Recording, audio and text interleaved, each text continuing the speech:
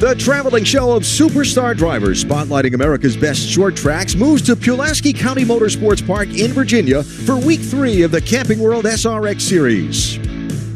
The first 2 weeks of racing were both held at Stafford Springs, Connecticut. Denny Hamlin stormed to the win, literally, in a race cut short by a thunderstorm in Week 1. Then last week, Ryan Newman stayed out of the chaos and finished ahead of the pack for his second SRX win. Now, before a grandstand that's been filling up on a steamy Thursday, it's time for Week 3 of ESPN's Thursday Night Thunder. Good evening, everybody. I'm Bob Jenkins. Here we are again for what you wanted, short track midget racing. It's going to be a rock and roll Thursday night. And yes, Tony Stewart is here, coming up on Thunder. It's another win for Tony Stewart. This is great racing. Bobby Labonte for the win. SRX season is going to be intense and aggressive. There's contact and a spin. Marco Andretti is the SRX Series champion. Now they'll go 3 wide. I'm just done playing nice with everybody. You're getting ready to get one hell of a show. Do they make it? Four-time Indy 500 champion, now SRX winner. What a win for Ryan Newman. They're on their feet, they're cheering, they're hollering. What a great energy it is tonight. These race fans are ready, and 12 of the biggest superstar drivers in American motorsports are ready, as are their equally prepared cars. And we welcome you to the Camping World SRX Series tonight, live from Pulaski County Motorsports Park in Virginia. This joint is going to be a fun one for the drivers. The straights are short and fast, the turns, plenty of high banks, and it should make for some great racing tonight. Glad you've joined us. Now, 2 new drivers join the superstars tonight.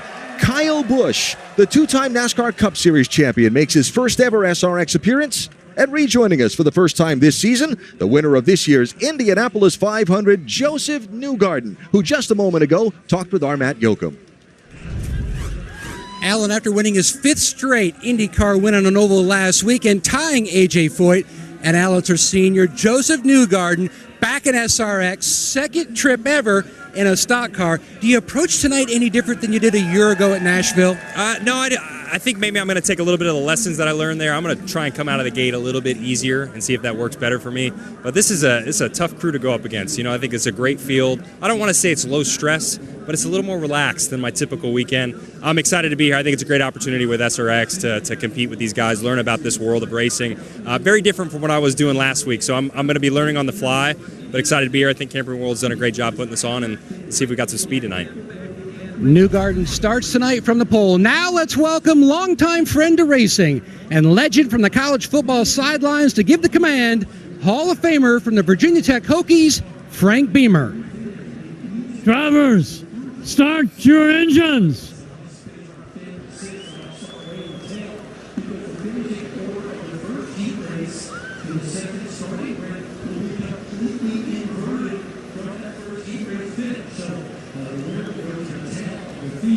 All right, we are ready to go on a Thursday night with some short track racing from Southwest Virginia. This field of 12 drivers getting ready to go. And how great was it to see Coach Frank Beamer? I walked through Lane Stadium the other day. The gate was open. We were staying in Blacksburg.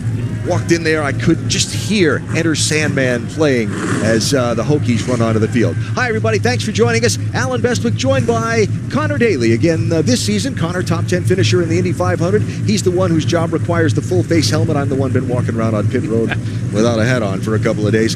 What are you expecting to see with these drivers on this track in this series tonight? Well, after seeing the first 2 races, I can only expect more and more chaos. They have had to fix a lot of race cars over the last couple weeks, and also a couple new drivers as well, which will be interesting to see how they do. I think the stock car guys have a bit of an advantage here at this specific track, but I am going to be pulling for my IndyCar guys. There you go. Now, you talk about this specific track. I think it's going to be a really interesting one for these drivers to race on tonight. Yeah, absolutely. A little bit more high banks than the previous track that we were at, Stafford. Turn 1 here, from watching practice, some of the stock car guys are really aggressive on the brakes, a little bit later on the brakes, using the brakes, though, to get the car to turn at the apex. And the walls at the exits, both 2 and 4, come at you really quick. So I'm thinking at the beginning of this event, you're going to see the stock car guys shine. This is kind of the car that they're used to. The turn 4 wall in particular, you saw many, many different guys approaching it differently in practice. Some of the IndyCar guys were a little bit nervous to go up there and use that track, but I'm excited to see how basically everyone learns as they go, because again, only 5 laps of practice for everyone so far. So this track, a 1/10 of a mile shorter, but with much greater banking than Stafford, where the first 2 races were held. So a dozen drivers lined up, ready to go. Let's meet the field competing tonight here in Virginia. Joseph Newgarden, 2023 Indianapolis 500 champion. Marco Andretti, your defending SRX Series champion. Bobby Labonte, 2000 Cup Series champion. Tony Stewart, 3-time Cup Series champion. Kyle Busch, 2-time Cup Series champion. Brad Keselowski, 2012 Cup Series champion. Paul Tracy, 2003 IndyCar Series champion. Haley Deegan, NASCAR Truck Series 2-time most popular driver. Ryan Newman, 2008 Daytona 500 champion. Ken Schrader, 3-time Daytona 500 pole winner. Clint Boyer, 10-time Cup Series winner. Amélio Castro Neves, 4-time Indy 500 champion. So there they are, the 12 superstars getting ready to go in our Camping World SRX Series race tonight. A reminder about the format of competition as it has been this year. 2 heat races to be run. They're 20 laps or 12 minutes, whichever comes first, and only the green flag laps count.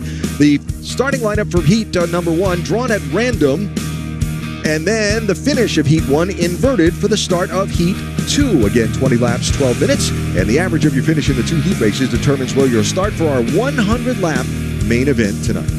Yeah, very excited to see this front row, how they do here. Joseph Newgarden just coming off of 2 victories at Iowa Speedway, another short oval on the IndyCar schedule, and he was pretty much destroyed the entire field there all weekend, but a very different car here, and he gets to start right out in front of a lot of really talented stock car guys. Yeah. But Marco Andretti, the defending champion, he's going to want to get out front and lead quick because he knows that he's got the experience in these cars. No, it's been an oppressively hot day around a lot of the country.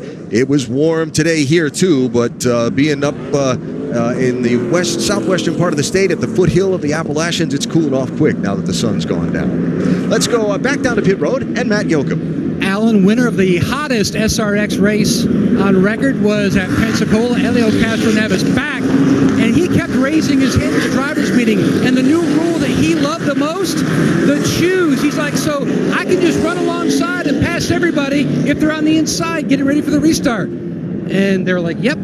He goes, I love this. I cannot wait. No one more excited here in the infield to get this race rolling than Helio. Castroneves was like a one-man comedy show at the driver's meeting about 4 o'clock this afternoon. Well, life doesn't change much. Helio Castroneves has asked the most questions in the IndyCar drivers' meetings for about the 10 years that I've been involved in the sport. So glad to see that he is still Helio, and I can't wait to see how he does tonight. 1 to go, the signal at the start-finish line. These fans here that have been coming in since they opened the gates at 1 o'clock this afternoon Eastern Time, all on their feet. Every one of them that we can see out the broadcast booth here, ready for this first green flag. These SRX events spotlight these fans' hometown short track to America. They're so proud of their local racetrack and a chance to show it off and to see these superstar drivers compete at their place. They're here, they're ready. Here comes the field toward the start line in turn number 4, and week 3 of the Superstar Racing Experience is green.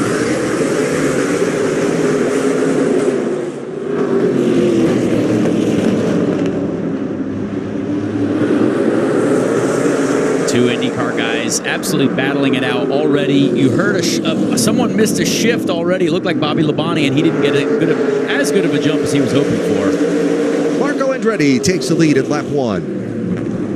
Newgarden second, Bobby Labonte third, side by side for fourth. Tony Stewart outside of Kyle Busch. That's Kyle Busch in the red car with the Florida Panthers NHL team logo, and Stewart with the Bass Pro Shops logo on his machine. If you don't get excited about Kyle Busch and Tony Stewart side by side on a short track, I don't know what's wrong with you, because that's an incredible combination right there, and I'm excited to see how these guys battle it out. Kyle slides in front of Smoke to take that 4th position. Got Brad Keselowski behind them in a lighter blue machine. Different color than Brad's used the first 2 weeks, if you follow that along. Brad's machine very heavily damaged in a crash at Stafford last week. This is a visor cam mounted on the helmet of Joseph Newgarden. Yeah, great view of what the drivers are physically going through here. He's got a lot to learn at a very, very high pace here. He's settled into a decent second place running order behind Marco, and he's got two really talented Cup guys behind him. So I'm sure right now he just wants to try to save his tires and hopefully have some for the Heat 2 event as well. Hey, think about it for Newgarden. He hasn't driven anything with fenders on it since this series when he ran one race last year. Here's Kyle Busch looking under Bobby Labonte. Bobby in the white machine. A little bit of contact, and I know Bobby's got some experience here. So Bobby Labonte, probably the most experienced driver of recent times here at this track. So he's going to try to use that to his advantage over Joseph and Kyle Busch there. Bobby going to try and take the high side around Newgarden since Joseph's doing a good job of occupying the bottom lane. Here's Kyle Busch going to look to the inside. Man, if Bobby makes this work, that would be great, because if you can pass people on the high line, that means it's going to be a great night of racing for us. Yes, sir.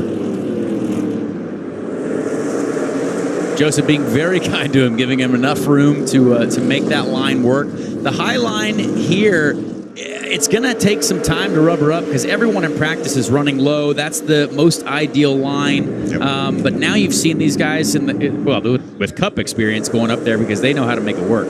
So Labonte to second, Kyle Busch around Newgarden for third. Here's Brad Keselowski in that lighter blue machine. Try to see which lane's going to open up. So a couple thoughts to finish up quickly. You talked about Bobby having experience here way back a long time ago. He ran in what is now the NASCAR Xfinity Series here. He's also in recent times run a modified here, which he'll do again later on this fall at this racetrack. Absolutely. I was chatting to him earlier, and he was very dissatisfied with his first two events. And I almost had him as a dark horse winner for the first race that was rain shortened. I thought he was just saving his tires, but he actually was glad that it finished because he thought he was going to go a lap down. So I'm sure he's got some business to take care of here tonight. Kyle Busch in the red car, Bobby Labonte in the white car. Caution flag is out. It's the first yellow just past midway of our heat race number one. Paul Tracy, by the way, with a glove save and a beauty, got hit by Clint Boyer, chased it up the banking, and managed to hang on. Well, a spectacular start to what we hope is a great night of racing. And we're just getting going tonight here in Pulaski County.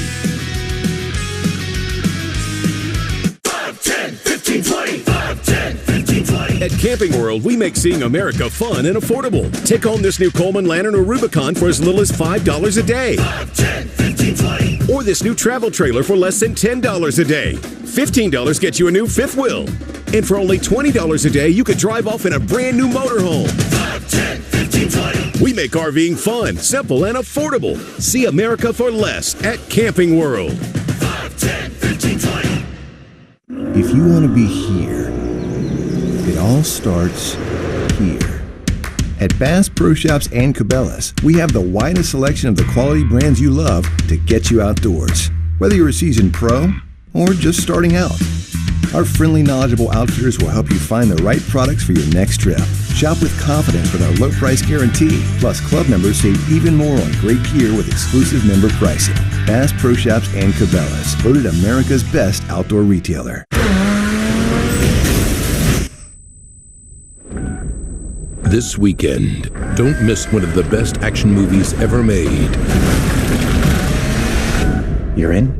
Mission Impossible: Dead Reckoning, rated PG-13. This country has never been so divided. Are you a licorice lover or hater? We at Licorice.com have 50-plus gourmet flavors that you'll flip out over. Get some for yourself or a licorice lover in your life. Licorice lovers unite at Licorice.com. Coming back really inspired me to want to be my very best for this team. It's really showing up every single day, knowing I can lead a generation coming in after me. This is the fight everybody wants to see. Have you ever seen anything like Chuck's engagement? Buckle your seatbelts, ladies and gentlemen. Simple man, simple man.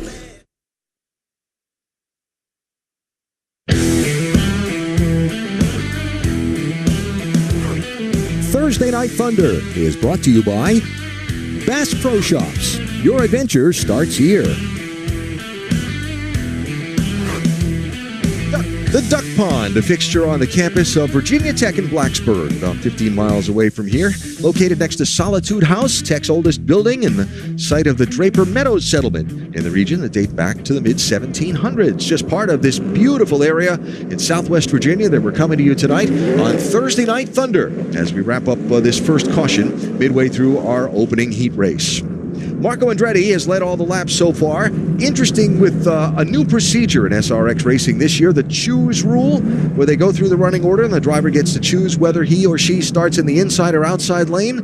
When they got to Kyle Busch, he was running in third place, and he chose the outside lane behind Bobby Labonte instead of the inside lane behind Marco Andretti. Kyle might know something around the top side here that he's going to have to use with Bobby Labonte, his old-time friend here.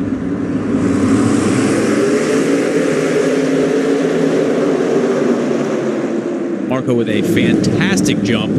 If he isn't jumping the restarts, he knows how to do it right from the front, that's for sure. Kyle Busch choosing that outside lane allowed Brad Keselowski to get in there underneath. Marco Andretti goes for a slide, maybe got nipped on the bumper, but hangs on to it.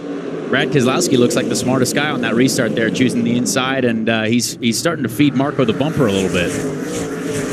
Labonte able to fend off Kyle Busch for now, but leaves him room in turn 3. Who's that back that just got hit and nudged up out? That's Haley Deegan, got shoved up in traffic in that red car, the Good Sam machine. There are battles all over this track at the moment. Haley Deegan and Paul Tracy have hit each other about every 100 feet so far. So that is, there's something going on there. There's been something going on there, dating back to last season. That's up true. Front, meanwhile, race for the lead. It's Marco Andretti leading. Brad Keselowski second. Now Kyle Busch gets by Bobby Labonte for third. So Busch into third, Labonte fourth, Tony Stewart holds a steady fifth. It's been a great race so far. A lot of positions are changing all across the field. And I've noticed that these Cup guys are starting to get a little bit lower in 1 and 2 and 3 and 4, almost using that white line. A couple of the guys that I talked to about this track said that there's actually a lot of grip on the actual apron, a little bit below that white line. So I'm curious to see if they find the grip a little bit lower than what we're seeing right now. That was a tool employed frequently at Stafford last week, but that track, the transition from the turns, the banking to that apron was much less severe than it is here. You can tell Brad Keselowski is really able to get his car turned well at the apex. He's getting into the corner, and it looks like getting a little bit better through the center of the corner, better than Marco. But it's really hard to make this pass here with the straights being so short. So coming to 2 laps to go, and a little nip on the bumper chases Marco Andretti up a lane. Brad Keselowski tries to look for the race lead down low. Marco gets off 4 really well, but Brad is using that bumper very aggressively. Very, very gently, though. Oh, now it's going to get interesting. Here they come to the white flag. This is only Heat 1, and we've got some blocking, and we've got some absolute carnage on the verge of happening right here. Up the racetrack goes Andretti. Now Keselowski has to defend. Here comes Kyle Busch to take advantage of the bottom. Clint Boyer's car has lost power. He's coasting down to the inside as the leaders come to the checkered flag. It's going to be Marco Andretti getting the heat win, with Keselowski losing out to Kyle Busch by just the slightest bit for second place. Great finish there. Kyle Busch taking advantage of Brad Keselowski, running side by side right to the finish. But Marco, his favorite person right now is Kyle Busch, from taking the pressure off him from Brad there. All right, so Marco Andretti, last year's Camping World SRX Series season champion, gets the heat race win to start off our night. Held off a whole gang of Cup Series champions, didn't he? Oh, it's happening already. Including some full contact racing. Heat race number 1 to Marco.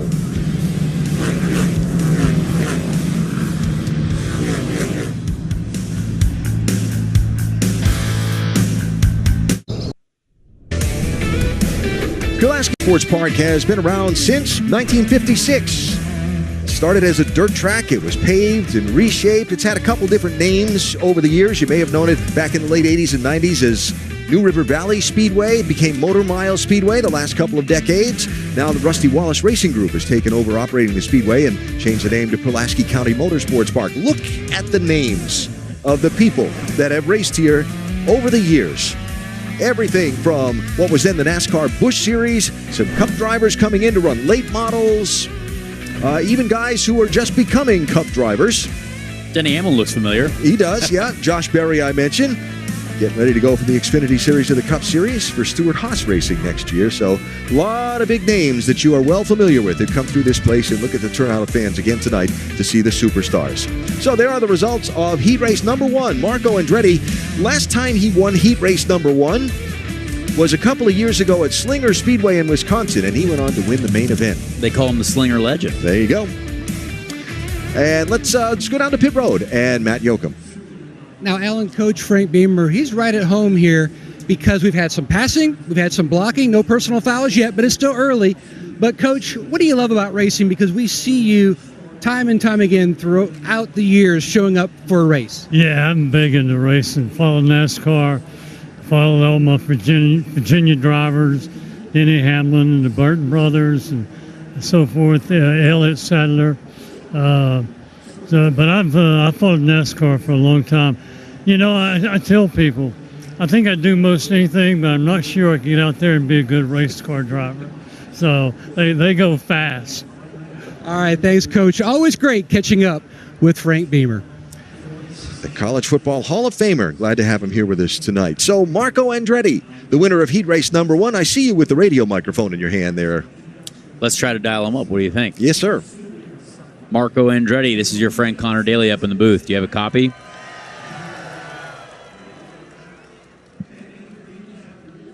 Marco, Connor Daly here on the radio. Do you got a copy? I got you, bud. Well, Marco, you and Brad Keselowski have had quite a battle these last couple laps. I assume he's no longer on the Christmas card list, but how are we feeling so far? The tires okay? Are we feeling strong to move forward in this second heat? Yeah, I don't feel too bad, and obviously I would have done the same thing if I was him. So, just good hard race, and I was just trying to hang on to it to not slide up the track and open the door for them. So just try to keep it composed. But now I get to learn from these guys, see what kind of lines they're running, because I was kind of driving blind there. Does it feel like the top side's going to open up at all? It looks like a couple people are able to make the top line, the high line work. How do you feel about that so far? Yeah, I think that's what I need to explore. I saw them in my mirror running high, so that'll be for this, this run here for the feature, a little practice. Perfect. Well, thank you so much. Good luck, and we'll see you at the bar afterwards. Yeah, see ya. Heat 1 winner, Marco Andretti. Hey, a reminder, the next stop on the Formula One circuit is the Belgian Grand Prix at the legendary Spa circuit. Sunday morning, 9 a.m. Eastern, 6 Pacific on ESPN, ESPN Deportes, and ESPN Plus. Grand Prix Sunday pre-race coverage starts at 7:30 a.m. Eastern. One-word answer, yes or no. Max Verstappen continue his win streak? Yep, easy. That was 2 words, but that's okay. Race drivers, they can't follow instructions, I know. Marco Andretti, Kyle Busch, some of the dominant players of Heat 1. Heat 2 rolls next.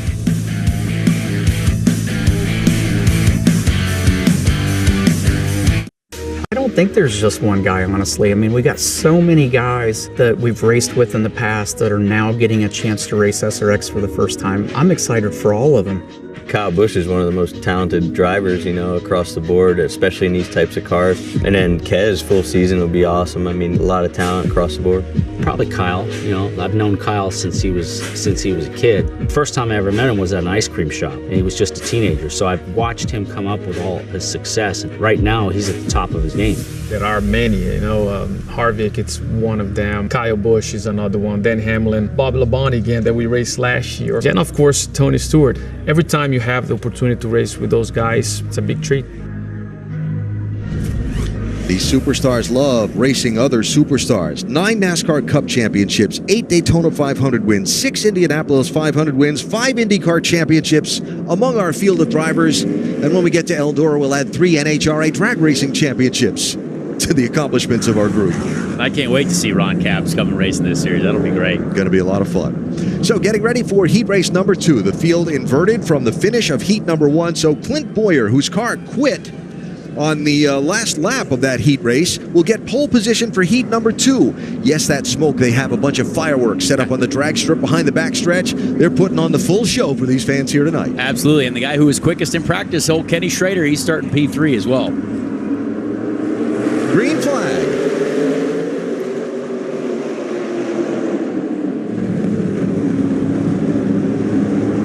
Clint Bowyer, one of the most entertaining human beings in the history of racing, battling for the lead right now. This is great to see him and Ryan Newman. It's fantastic. Newman outside in the South Point machine. Bowyer inside in the Goodyear car. And again, you see Bowyer get a little bit lower on that white line, trying to find grip. But man, Ryan Newman making that high line work is very impressive. You see how low the 07's going there.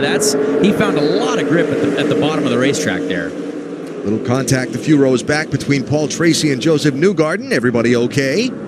No surprise there. Paul Tracy is now an elite athlete. He's lost about 100 pounds, it looks like, and still about as aggressive as ever. Look at Bowyer right down on the apron, trying to hang on over Newman. Now, we saw that Bowyer car coast almost to a stop in the last lap of the first heat. Matt, what happened? AB, a blown fuse on that 07. No harm, no foul. He's back up to speed, but he also made a comment to his crew chief down here on pit road that he found some grip below that white line like Connor was talking about. And you see him utilizing that right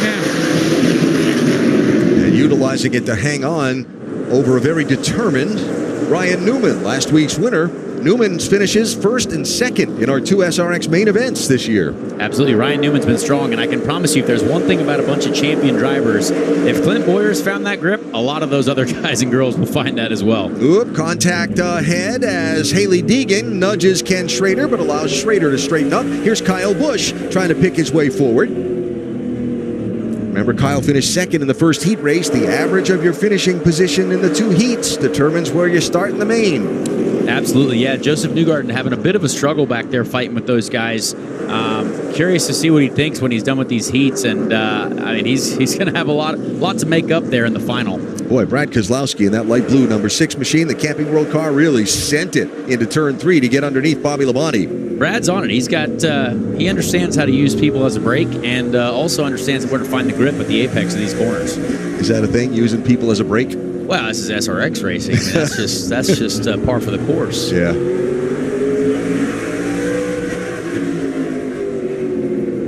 This is for 8th and 9th place. Tony Stewart just ahead of Keselowski there, then Paul Tracy ahead of Stewart. Making the high line work here is quite a challenge, but Bobby Labonte is doing it fantastically right now. The thing about running a high line at a short track like this, if you miss it by just a few inches, they can really, really take advantage of you on the bottom side of the racetrack. As we get to midway through our second heat race, the caution is out. Yes, this is a fun flag. Something we like to do here in the SRX Series, because who doesn't like to see a doubled-up restart with all these superstar drivers? Heat race number 2, halfway done. Maximize your freedom and value in a pre-owned RV from Camping World. With over 18,000 used RVs to choose from and starting at less than $5 a day. We have a floor plan to fit your family's needs and a payment to fit your budget. Like an RV that sleeps 5, just $350 a day. Or an RV that sleeps 7, just $730 a day. It's no wonder Camping World is America's used RV supercenter. Start your journey here and see America for less. Camping World. Over 1 million RVs sold. In the heart of the Midwest, Purdue University is building the future of cybersecurity, advanced manufacturing, microelectronics, AI, biomedical engineering, analytics, sports technology, motorsports engineering, and pharmaceutical discovery. From Purdue, home to more undergraduate STEM students than any other major research university in America, comes Purdue University in Indianapolis. This new urban campus will further extend Purdue University's mission and impact, creating a first-of-its-kind hard tech corridor. Uniting Purdue's West Lafayette flagship campus with the capital city of Indianapolis, linking industry to world-class educators, researchers, and students who will tackle the world's toughest challenges together. Innovating, instigating, persistently pursuing, boldly moving us all forward with the next giant leap. Purdue University in Indianapolis. This is Jobber Enhance Select. It's more than just a hearing aid. It's a smart hearing solution that makes hearing aids more convenient and less expensive. With Jobber Enhance Select's premium package, better hearing doesn't have to start in a doctor's office. It starts with our free online hearing test. You can fine-tune your settings with your remote audiology team. With Jobber Enhance Select, you can get the same advanced hearing aid technology and professional care you expect from a clinic at a fraction of the cost. Try it risk-free for 100 days. Visit JobberEnhance.com. This season's about super team expectations. This is incredible! Sabrina Ionescu! Contenders leveling up. I'm excited to keep sleeping on them. Not Natasha Cloud. She's got confidence. And a shiny new rookie class. Austin slips inside, lays it in. The WNBA. All she wants to do is show out. We're all about New York versus LA. Sunday at 4 on ESPN. Camping World SRX Series tonight from Virginia, Pulaski County Motorsports Park, working the midway point of a second of our 2 heat races that will determine the starting order for our 100-lap main event. Clint Bowyer and Ryan Newman. Bowyer in the blue Goodyear machine and Newman in the South Point machine have had a very spirited fight for the lead through the first half of our heat race. Let's see what happens here on the restart.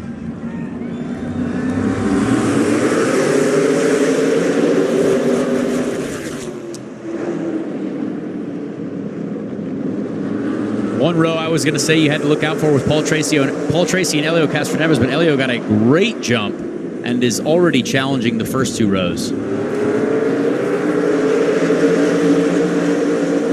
Love the drone shots. Ryan Newman drives it hard into turn 1, but Clint Bowyer using that apron still, able to stay with him for the race lead.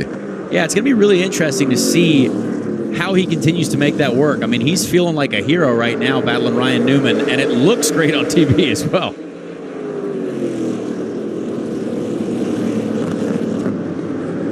Clint Bowyer, who makes his living in television now. Analyst for Fox Sports and their NASCAR coverage, but still loves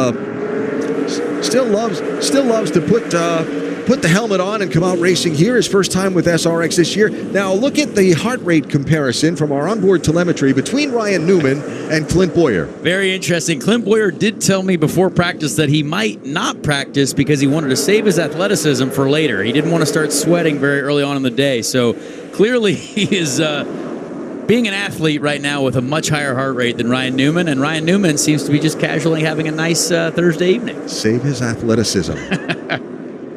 Keywords. Absolutely. But you can see what's really interesting about these first 2 is that they've pulled away from the rest of the field. Normally when you're running side by side on a short oval, it's much easier for the guys behind to be on the optimum line and catch up, but these front 2 have a lot of pace. Newman washed a little wide there, but still uses that high lane to roll back up alongside Bowyer. And you can tell Ryan Newman is actually using more and more of the track on both ends, so that means he's trying to get the grip to that line to expand just a little bit. And if he can make that work, this is going to make for a great final because a lot of the other guys are going to see that can work. Well, now he's going to have to drop back behind Bowyer. Now, as the laps run out on this second heat race, will the bumper come into play? I mean, is the sky blue? Yeah, absolutely.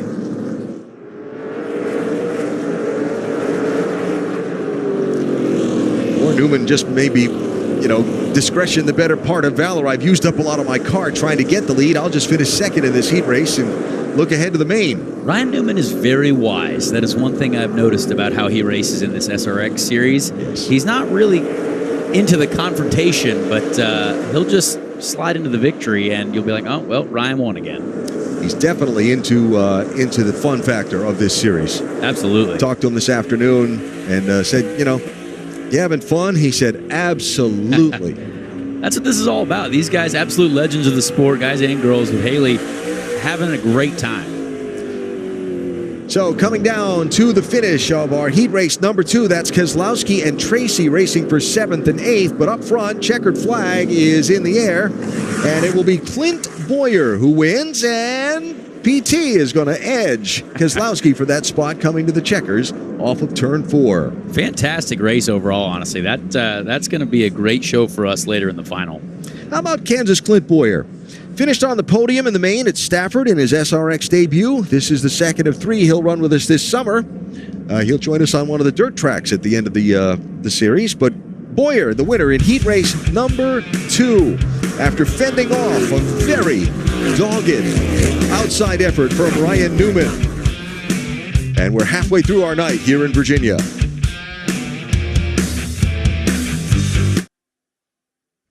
I definitely view myself as Boyer's babysitter. I think that's part of my next career is to try to keep Boyer in check. So, you know, and he'll tell you, well, it's my job to make you somewhat look fun. You know, I think for me, seeing Clint back in a car is something that's probably going to be good for him because of the fact that he hasn't been in a car for a while. I just hope that he doesn't fall out. Well, if you ask Kevin, I'm going to have to get my ass in the gym. These cars are hot. I'm out of shape. And I think that's valid, you know, but if Newman can get in here and do it, if Michael Waltrip has been able to do it, buddy, surely, for the love of God, I can do it. Well, do it he did, and did it to victory in heat race number 2 tonight here at Pulaski County Motorsports Park. There's the results of heat race number 2. Matt, it's been 1,873 days since Clint Boyer took a trip to victory lane behind the wheel of a race car. He's done it tonight. Well, you know what? I'm like Jimmy Buffett. I'm not really good on math, so I'll take your word for it there, AB. A lot of laps down here on pit lane PT there, but 143 was your heart rate. I mean, and Harvick was worried you were going to fall out of the seat. Oh, man. He don't even have a heart rate anymore at his age. I rocketed when that thing quit. I passed a few cars in that first one, and I was having some fun. I thought, did what we needed to do, and, you know, I wasn't going to get another one. All of a sudden, come off a 2, and it just died. But Newman and I had a lot of, you know, fun out there. It was a good race right there. I found a little bit down there in the apron. I got here, everybody said stay off the apron. David Strimmy, our driver coach, right, he said stay off the apron. And what'd you do?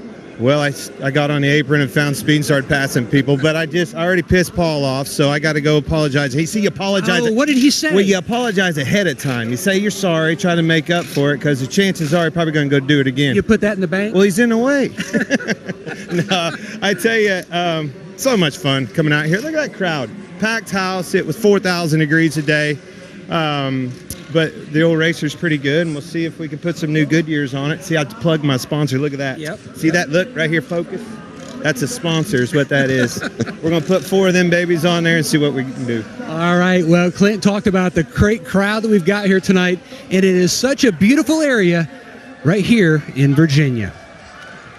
And the Camping World at the track. The Camping World SRX Series continues its 6-week tour of some of America's great short tracks. We started week 1 and unexpectedly week 2 in Stafford Springs, Connecticut. And now we're in Southwest Virginia at Pulaski County Motorsports Park. And boy, is this a beautiful part of the country. Draper Valley Overlook is just off Interstate 81 on either side of US 11, just outside Pulaski. Just spectacular views of the east and west New River Valley. Just a couple of miles from the Overlook, downtown Pulaski, where this 127-year-old courthouse is the centerpiece of the city. The historic Pulaski train station is called the Grand Old Lady of the city, built in 1888. And, of course, plenty of outdoor recreation opportunities as well surrounding the beautiful New River, including hiking trails, water activities, and more. Just part of what you'll see in Southwest Virginia around Pulaski County Motorsports Park. Next week, it's up to Michigan. Berlin Raceway in Marne, Michigan, just outside Grand Rapids, on to Eldora Speedway in northwestern Ohio, and then we finish up at Lucas Oil Speedway in Missouri as the Camping World SRX Series tours America in the summer of 23. Camping World at the track, giving you a beautiful look at this area of Southwest Virginia on what's turned into a beautiful night. Now, Nicole Briscoe's back getting ready to host the Special Sports Center after we're done with Thursday Night Thunder, so we needed somebody to help us with these interviews between the second heat and the main. I think we found us a guy. Well, the sad part is Nicole's hair is way better than mine, first of all. Mine's getting long, but it still doesn't look as good as hers. But this guy doesn't even have near as much hair as I have. But I'm curious. I mean, second in the heat race to Clint Boyer, really? Couldn't move him out of the way. I mean, everybody else seems to move everybody out of the way. That's the thing, is I watched him move a couple out of the way in the first part of there. So I dropped back and kind of played it safe, and then we got the invert and ran him hard. I mean, we had a great clean race, too wide. The inside prevailed. So we're going to try to get this South Point car to the point in this 100-lapper. So last week, obviously, brakes were the big issue. Any problems tonight? No issues at all. I mean, it's 220-lap segments, but 100 laps is going to be different. So we'll see. I mean, it's fast out there. I know you feel it too. So it's tight racing, and it seems like should be a lot of fun. All right, man. Well, good luck in this 100-lapper. You too, buddy. Try not to abuse me too bad there. Starting?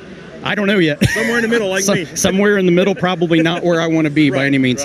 Go ahead, Matt. All right, now Smoke's got his media card back. You know what they always say. The guy with a microphone, he always gets the last word, which is bad news for Tony Stewart. Now, Paul Tracy, did you go and have a conversation with Mr. Bowyer? Did he need to apologize for something? Just laughing at him. He hit me a ton in the back, and I did a big old crossed-up slide up the track and lost a couple positions. But I had a good first heat. We made him back, and then a solid second heat. I think it's going to get us in the top 4 or 5 for the start position for the main. So the Camus car running good tonight. It's looking pretty clean too. Yeah, no, that was a nice, good racing. Guys are running hard.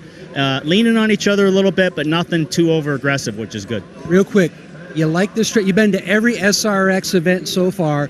How do you rate Motor Mile here? Oh, I like it. I like the banking. My car wasn't really the way I wanted it to be, but having watched Tony and watched Bowyer, they're starting to use the apron on the bottom, and I haven't even touched it yet. So I'm going to start working on that for the main. All about patience, also saving those tires. All right, so we are getting ready for our 100-lap main event tonight here at Pulaski County Speedway. We're about 15, 16 miles from the campus of Virginia Tech down the road in Blacksburg. And one of the sites you must see when you come to this area, the April 16th memorial on campus in memory of the 32 students killed in 2007. The 32 Hokie stones placed above the drill field carry the names of each person lost that day. It's a moving sight.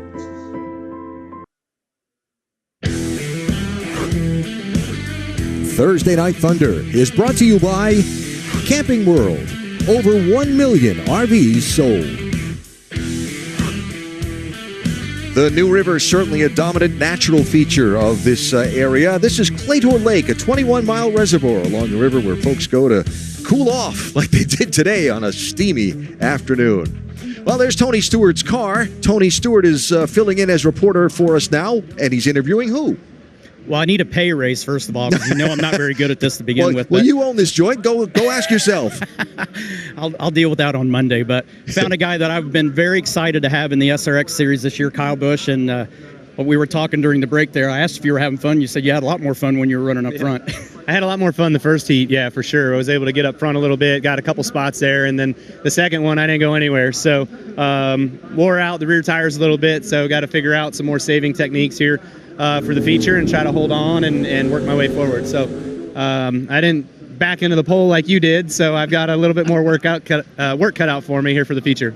Well, I'm not convinced I'm on the pole for this, which with a sixth and a fifth, but did you have any hairy moments with anybody out here? I kind of warned you before the races. I said you got to watch some of these guys. Did you have any moments you had to worry about? Yeah, the Marco was damn blocking for that heat race win pretty heavily on Keselowski and ran him all the way to the flat on the apron, and I was able to squeak underneath Keselowski and pick up second in that first one. So definitely some aggressive moves out there, but we tried to keep our Camping World Florida Panthers manufacturer car in the clean shape so we can go out here and have something to race them these next 100. There you go. And I'm going to try to keep my Bass Pro Shop car clean as well. And I hope, looking at the pylon, I hope we're starting on the pole this. Good luck with that. I hope we meet in the middle somewhere. That'd be all right, as long as it's at the end. Just think, that was only 40 laps. Now we got 100 to do with the same cast of characters. So we're going to have fun. Alan?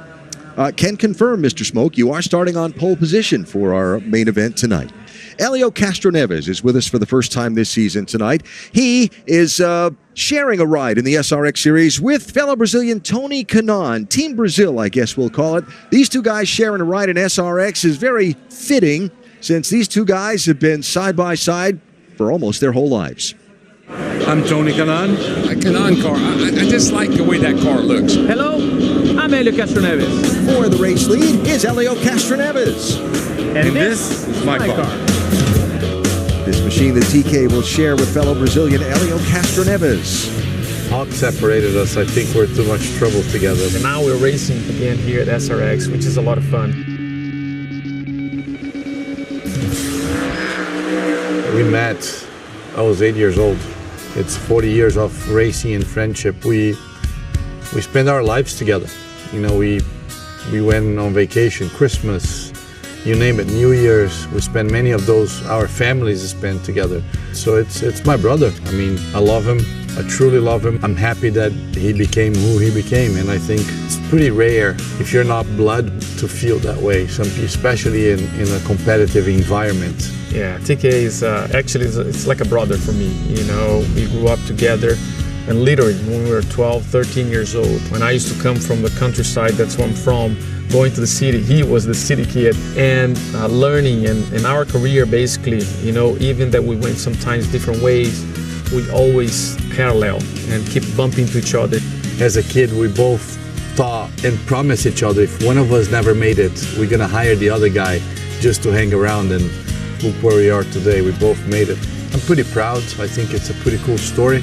It's kind of like when we will go back to our childhood, you know, we raced together and against each other for 40 years now.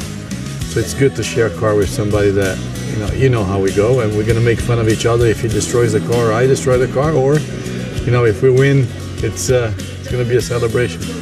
We'll be good. At least we're similar size, you know, and I think we have the similar style too in driving, so in the position, it would be perfect for the mechanics of SRX. They don't need to change much. It's no different than your brother. I mean, I know when he's having a good day, I know when he's having a bad day, I know all his moves, he knows all my moves. Somebody asked me the other day, all right, turn 4, last lap of the 500, you guys going side by side, who's gonna win? I said, the third guy. That's fun. And as you look at some of the numbers from these two gentlemen's amazing racing careers in IndyCar racing, the only thought I come away from that is the only thing left unsaid to be said by me is what wonderful human beings the two of them are. Two of my favorite people in the IndyCar paddock. Absolutely. Sure. So much fun to have them back in SRX this year. Let's hear from Elio now with Matt. And I second all of those comments. And the one constant through the years and all of those pictures, and even Elio commented on it, you guys are always smiling. So for your co-driver, you know he's watching at home. How's his half of the car doing? What's up, buddy? Hey, so far so good, right? But yeah, it's great to see that stuff. Obviously for us, we're smiling because we're still around here. That's why we're smiling. But I tell you what, I need someone more experienced to explain me. I don't know what to do with the car because I have something happening understeer. But anyway, in the end of the day, we're having a lot of good time. And so far, TK, the brakes are working. But I was thinking about it. All right. Well, again, another big smile. And Smoke, I'll tell you what, he won at Pensacola last year. You can't count out Elio out, even though he says he's struggling a little bit right now. Yeah, I'll be honest. I couldn't understand a word he said just there. It was crazy. So I'm glad you guys heard it. 5-minute horn. I should be buckling in the car, but I've got my friend Marco Andretti. We were talking to Kyle Busch. He said he had a pretty good seat for the battle with you and Brad Keselowski. How's your night going? It was good. Yeah, I didn't want him to hit me enough to push me up the track to leave the door open. So I just tried to really be disciplined about backing him up and staying down. So now I got to try the same thing against you. All right, brother. Well, we're on the front row together for this thing, so don't rough me up on the start here. Give me a fighting chance. Take your time getting in. Take your time. Yeah, I'm on my way right now. Good luck, buddy. All right, guys, back up to you. Smoke, thanks for the help. Tony Stewart on pole for our main event. Marco Andretti on the outside of the front row. And after we're done here, it's Sports Center. Haley Deegan is going to join the show to talk about her racing career, and you'll get all the details on Shohei Ohtani's historic day as the Angels and Tigers played too. Plus, we'll head out to training camp, the latest on Joe Burrow's injury, Saquon Barkley, Dak Prescott, and more. Sports Center with Nicole Briscoe and Elle Duncan coming up next here on ESPN. The main event on Thursday Night Thunder is next. 10, 15, 20. 5, 10, 15, 20. At Camping World, we make seeing America fun and affordable. Take home this new Coleman Lantern or Rubicon for as little as $5 a day. 5, 10, 15, 20. Or this new travel trailer for less than $10 a day. $15 gets you a new fifth wheel. And for only $20 a day, you could drive off in a brand new motorhome. 5, 10, 15, 20. We make RVing fun, simple, and affordable. See America for less at Camping World. 5, 10, 15, 20. When I started my new kombucha business, I thought there would be a lot more kombucha and a lot less business. As a new small business owner, I've learned that trying to be the cool boss is a lot harder when you're actually the stressed boss. I know everything about my new furniture business. Well, everything except the whole business part. Not anymore. With QuickBooks, you can confidently manage your business. New business, no problem. Yeah, success starts with Intuit QuickBooks. ever sold a home will tell you it's really hard, and it's one of the biggest financial decisions you'll ever make. That's why who you work with matters. Together with HomeLight, we take care of every detail, from staging to showing to negotiating to closing. We've helped thousands of people sell faster and for a better price.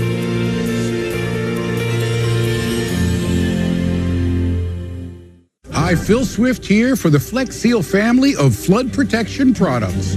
To show you their sealing power, we built this entire house and sealed every gap, crack, and hole. Once dry and sealed, let's open the floodgates.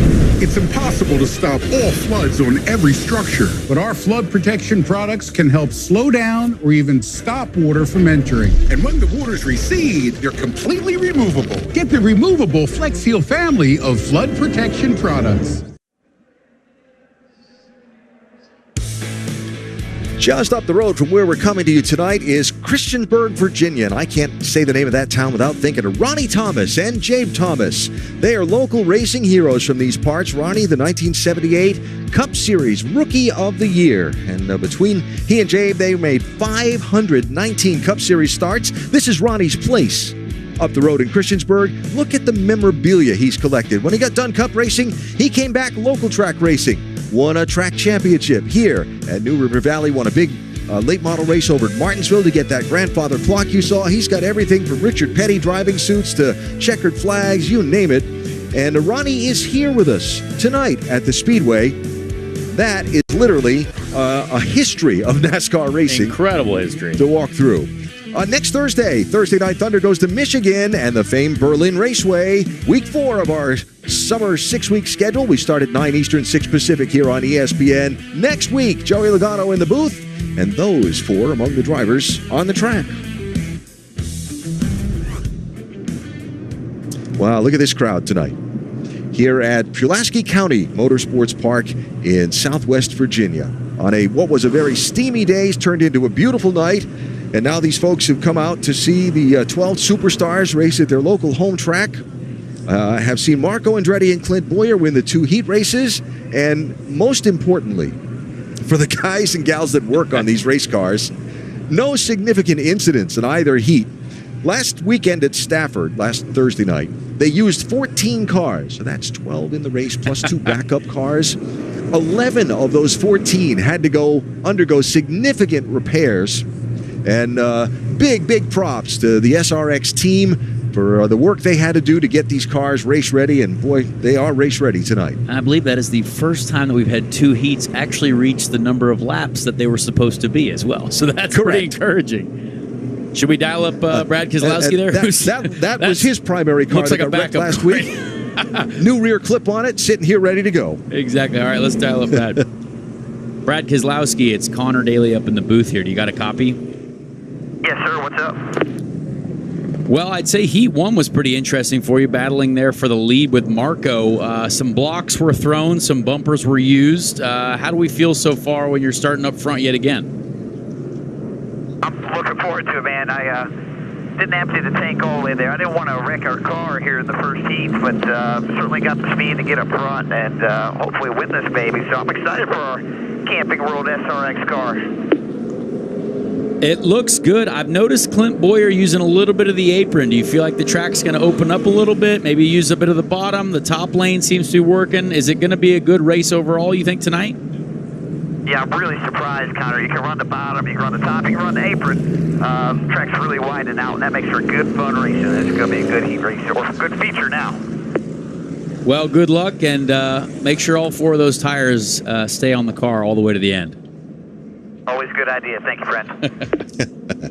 Brad Keselowski, NASCAR Cup Series champion, lined up in 3rd position for our main event. You see the lineup coming across the top of the screen. So again, the average of the heat race finishes in the 2 tonight has put Tony Stewart and Marco Andretti on the front row, with Keselowski and Helio Castroneves in row 2, Bobby Labonte, Kyle Busch in row 3, Paul Tracy, Ryan Newman in row 4.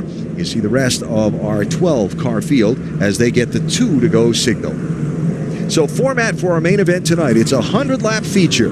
Caution laps do count until we get to 10 laps to go. Then they stop counting. So the last 10 laps will all be green flag laps, and every attempt will be made to have a full green flag finish at the end of this one. Absolutely. I can't wait to see how this plays out. Is there anyone that's going to be able to save their tires at the beginning and come from the back? Joseph Newgarden, I can promise you he's frustrated starting back there, and he's literally just won 2 IndyCar races in a row over the last weekend, so hopefully we can see him come forward. And the guys at the front, too. That's a good combination of drivers up in front. How about that? Fireworks for these incredible fans. I would really hope that maybe one of these fans can get me out of a parking ticket I got in Blacksburg, Virginia this morning. Oh, no. May have to ask around for that later. Apparently did not park appropriately. Well, sorry for your luck. The boss man, I don't know if you could submit that on your expense report or not. So here they come to the green flag. Randy LaJoie in the Ford Pace Truck. Lights out, pulls away from the field, and it is Tony Stewart and Marco Andretti, who had their little altercation a week ago at Stafford, side by side on the front row, fans on their feet. Here they come to the green flag for the main event.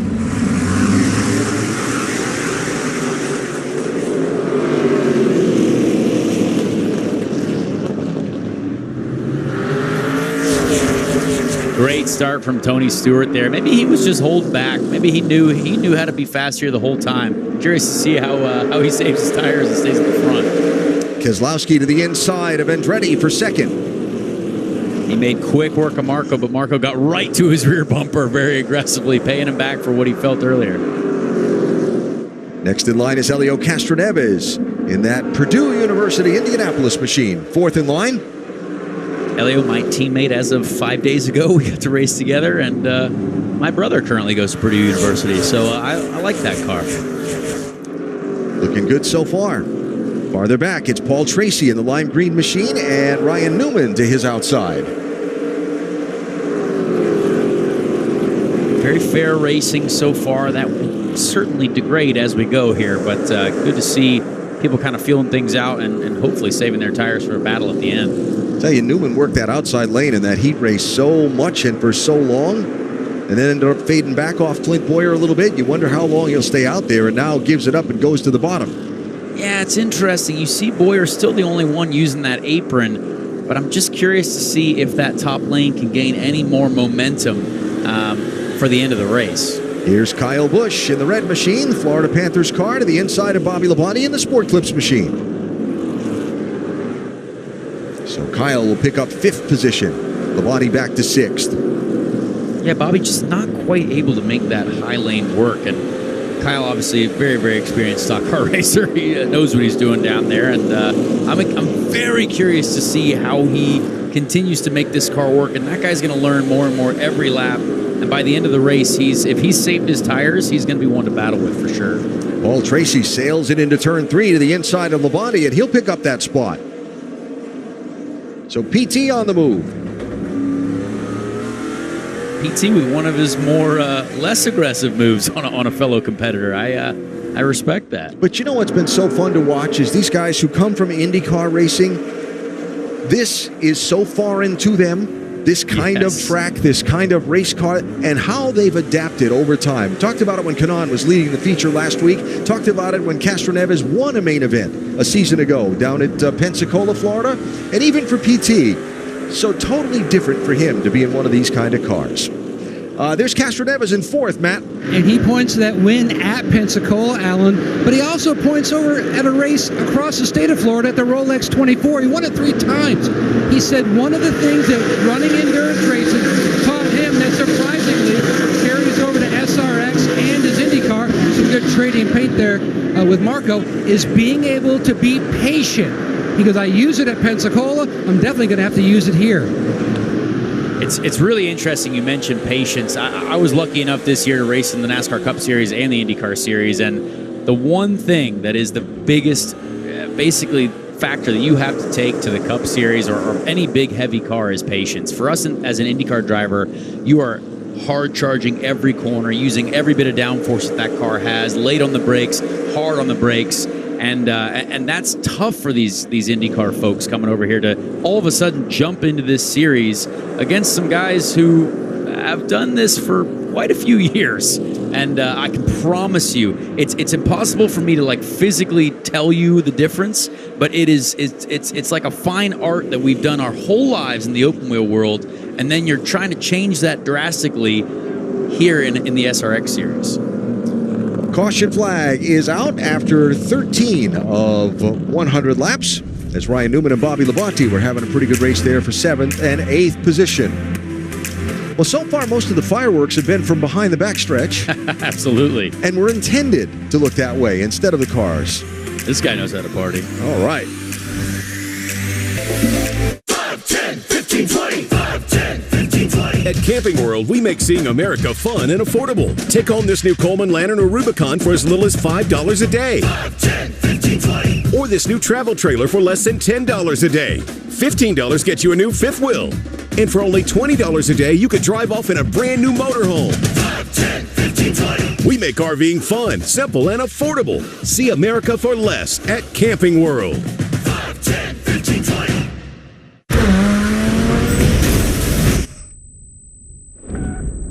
This weekend, don't miss one of the best action movies ever made. You're in? Mission Impossible: Dead Reckoning, rated PG-13. Can you believe this? Doug Flutie and Frank Thomas. You guys look great. Once I turn 40... Let me guess, less energy? Less drive? Definitely. It's not your fault. It happens to every man. Testosterone levels drop as you age. It happened to you guys? Yep. So what did you do? We got Nugenix Total T. This unique man-boosting formula is powered by Testofen, a patented key ingredient clinically researched to help increase testosterone levels. Nugenix is the #1 doctor-recommended testosterone booster in the USA, #1 at GNC, and #1 at Walmart. But you can only get your complimentary bottle by texting KNOCK to 369-369. That does it. I gotta get Nugenix. Just send a text. Yeah, for a complimentary bottle. And by the way, she'll like it too. Get your complimentary bottle of Nugenix now. Text KNOCK to 369-369. Text now and we'll include a bottle of Nugenix Thermo X, our newest, most powerful fat incinerator ever, with key ingredients to help you lose fat and get lean absolutely free. That's KNOCK to 369-369. Hi, I'm Norma, and I lost 53 pounds on Golo. When I started Golo, I expected to plateau like I had so many other times. I was surprised that sticking to the Golo plan and taking release, the weight just kept coming off.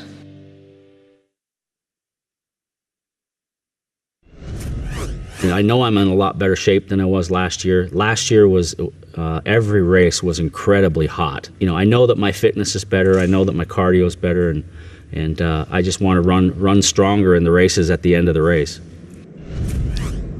Paul Tracy, 10th all-time in IndyCar wins, who lost 50 pounds over the winter. Said he's within 15 pounds of the weight he was when he won the IndyCar title back in 2003. It's astounding the work he's put in. I mean, it just goes to show you how much these guys care about this. I mean, it is a celebration of motorsports champions, successful motorsports stories, and great talents. But I can promise you every single driver in this field really wants to hold up that trophy at the end of the day and drink some of that Caymus wine. Now, Paul in the machine of that sponsor, lined up on the outside of row number 3 as we come to the restart. It is Tony Stewart leading, Brad Keselowski outside of him. Then Marco Andretti and Helio Castroneves in row 2. Kyle Busch is inside of Paul Tracy in row 3.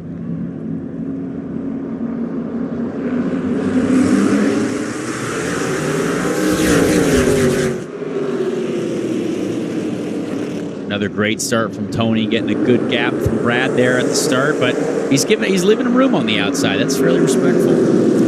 Castroneves and Andretti side by side for 3rd. Whoa! Hang on. Little simultaneous slide there. That was beautiful coming out of 4. Here's our first significant damage of the night. Marco's got a piece hanging down from just behind his right front tire. If that's significant damage, just wait till later. Goodness gracious. Compared to last week, it's not significant, but it's the first it's the first notable damage we've had tonight. Yes. How's that? Kyle's got a great view of this battle here. He is really hoping that Marco forces Helio up just enough to slide in and take another position away. Okie dokie. Hang on, Helio. Helio didn't turn left that entire straight. Somehow I feel like the temperature inside that 06 car just got really warm. That was actually fantastic. Kyle could have flat out just spun Elio, but he basically just drifted him into the corner. And that's what we like to see here at SRX. Just a nice bit of artistic motorsport. Maybe the first ever use of the term drifting in one of our races yet. Very well done. Won't be the last. Well done. Clint Boyer quietly on the move, trying to make a move on Paul Tracy there towards the back. Love to see it, because if Clint Boyer wins this race, there will not be enough beer in this county to satisfy his celebration, and I personally am excited to see that. Well, Boyer's going to get around Paul Tracy. That'll be for 8th place. Now Tracy and Haley Deegan find themselves nose to tail back there. They've had a tussle a couple of times on the track during the course of their shared SRX experience. Clint Boyer made that had that restart basically in the last row, made up a lot of spots pretty early there. He's on the move now. I just love the Clint Boyer story in general, right? Guy from Emporia, Kansas, was working at a car dealership, racing part-time, got discovered, got a shot with Richard Childress, turned it into something that became a championship and a cup career and all those cup wins, and now he owns the dealership that he was working at when he got discovered to become a racer. He's a smart guy. Whoa, way up the bank in turn 4 went Haley Deegan. And it is Kyle Busch now fending off Marco Andretti as he moves up and takes the 3rd spot and kicks Marco back to 4th. Yeah, Marco's smart. He knows how these tires will fall off. Kyle does not know that yet since it's his first race here. So Marco might just be patient and hopefully saving some stuff for the end for an absolute shootout with maybe Tony Stewart if Tony hasn't burned up his stuff. You think Marco used the term the degradation profile of the tire? Well, I can promise you degradation profile is a bit too advanced for maybe Clint Boyer right now, but who knows? We were talking to Joseph Newgarden earlier, and Ken Schrader walked up as Joseph uttered the term the degradation profile of the tire, and Schrader said, "What does that mean?" Joseph said, "Okay, tire wear." Yes. Well, we just came from racing at Iowa where our tires were degrading at a wild rate, so Joseph's very, very used to that right now, and he might just be saving stuff. I hope so, because I'm a big Joseph Newgarden fan. There's Ryan Newman pressing Elio Castroneves, who's right behind Marco Andretti. So this is all stacked up for 4th, 5th, 6th, 7th, and 8th. And at the tail end of that, it's Boyer having a peek underneath Bobby Labonte. Bobby sees him coming and gives him a little bit of racing room. Clint is on the move. He is up 4 spots since the restart, and that's impressive because we haven't seen that much movement really throughout the field at all so far tonight. It's challenging. I mean, you put 12 equally prepared cars, all driven by superstar drivers on a short track. Absolutely, and every driver is going to need something a little bit different out of their car, and there's not a lot that you can do here either in the car. You can make some brake bias adjustments to try to help your car either turn or get a little bit more rotation at the center, but there's really not much else you can do other than using your feet efficiently. Clint Boyer has been very efficient with his feet, his steering wheel, and his conditioning. Yeah. He's an absolute athlete behind the wheel right now, and I respect it. He's using more of the track than anyone else, too, so that means he's working harder than anyone else. Maybe a little bit of a dirt track background there, too, coming to hunt the groove. I love it. It's going to pay off for him. If the rest of the field doesn't figure it out, Clint might have an advantage here at the end. So Tony Stewart, who has led more in this main event than he had in this season prior, both main event and heats combined, after starting on pole in this one, looking for what would be his series-leading 5th career SRX victory, and got the glow-in-the-dark helmet going too. Yeah, you got to love the glow-in-the-dark helmet. And Tony Stewart hates losing, so he's feeling good up front right now. This is where we know that he belongs, and he knows that he belongs. And I'm very curious to see when the fenders start flying later after another late race restart potentially, or a restart here very soon. Yellow flag, number 2. in our 100-lap main event tonight. So it comes out here as they complete the 40th of those 100 laps. It hasn't been contact-free tonight, though it's not been to the extreme side of that like it was at Stafford a week ago. Kyle Busch drifting Helio Castroneves into the corner. Oh, and that one too. Maximize your freedom and value in a pre-owned RV from Camping World. With over 18,000 used RVs to choose from and starting at less than $5 a day. We have a floor plan to fit your family's needs and a payment to fit your budget. Like an RV that sleeps 5, just $350 a day. Or an RV that sleeps 7, just $730 a day. It's no wonder Camping World is America's used RV supercenter. Start your journey here and see America for less. Camping World. Over 1 million RVs sold. You push it. You try to slide it. You even try to hold them shut. But your doors just won't stay closed no matter what. Introducing Ruby Monkey Magnets. Brand new ultra-thin magnetic plates that will keep your doors and drawers shut. And now may be your last chance to get them at a low price. Just peel to reveal the super strong adhesive. Place the monkey, then the magnet, and close. Installation is that simple, and now you have a door that will stay shut. So forget drawers that won't stay closed. Every drawer stays closed. It's so fast and so easy. Even large sliding doors or cordless window blinds. Everything stays closed with Monkey Magnets. The secret is the ultra-strong industrial magnet that's powerful attraction keeps your doors and drawers securely shut. These magnets are so strong they can hold this hammer that's nearly 5 pounds. Plus they're super thin. They'll fit just about anywhere, and they stay out of sight. Even screw them in for a more permanent solution. Monkey Magnets are perfect for cabinets, dresser drawers, sliding closet doors, accordion doors, and more. They're made of ultra-durable metal, so even your outdoor problems are solved in an instant because they're corrosion and rust resistant. Use them anywhere outside the house, even on that stubborn mailbox that won't stay shut. Monkey Magnets can stick anywhere, from drywall to all types of wood frames, metal surfaces, and more. Call or go online now to get 8 sets of Monkey Magnets for only $9.99. Monkey Magnets are guaranteed to last 10 years or your money back. But wait, due to rising costs and supply chain shortages, this may be your last chance to get Monkey Magnets at this low price. There is a strict limit of 1 full house pack per order while supplies last. So order now to keep all your doors and drawers shut tight with Monkey Magnets. Call 1-800-701-0154. That's 1-800-701-0154. Call or visit at monkeymagnets.com. So call 1-800-701-0154. Order now.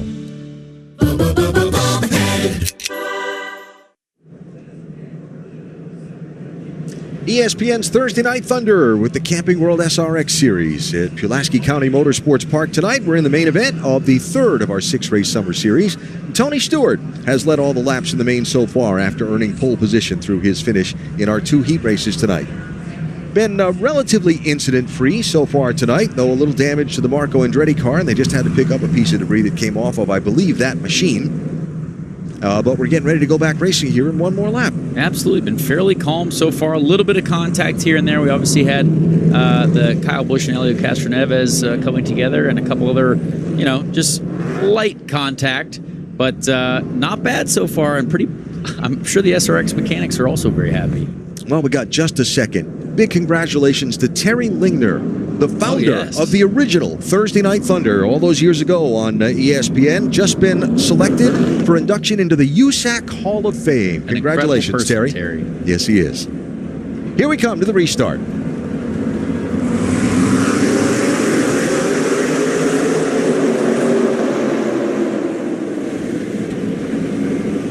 Great restart from Brad that time. Really trying to make that outside lane work. He's got to be able to do it if there's a late race restart. Contact! 3 wide. Didn't work out. It's Andretti. That's Marco that got shoved up the racetrack.